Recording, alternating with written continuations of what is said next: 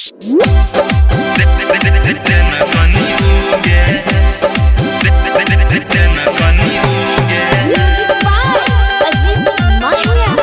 अभी सुन रहे हैं विराट म्यूजिक की शानदार प्रस्तुति। गे छौड़ी क्या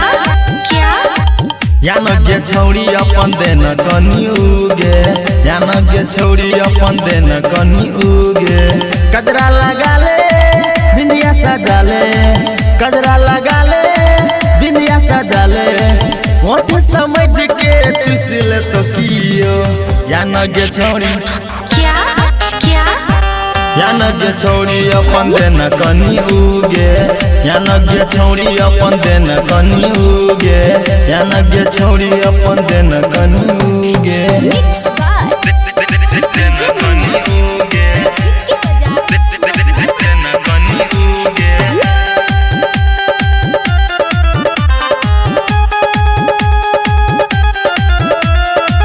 पूरे बिहार में तोरे छौचारा चा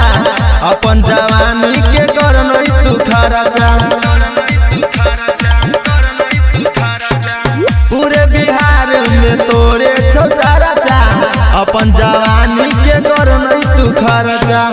अपन जवानी के रखले समायर के तू नहीं तो कोनो छौड़ा दे तो बजाइर गे नियर के छौड़ा सब छै बड़ी सनकल गे छौड़ी गे छौड़ी अपन देन कनी उगे गे छौड़ी अपन देन कनी उगे गे छौड़ी अपन देन कनी उगे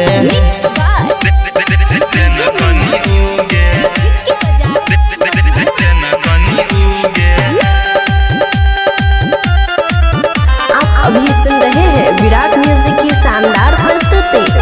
रोहित राइटर के संगे तू गेलही धर्मेंद्र धड़कन के नहीं तू देलही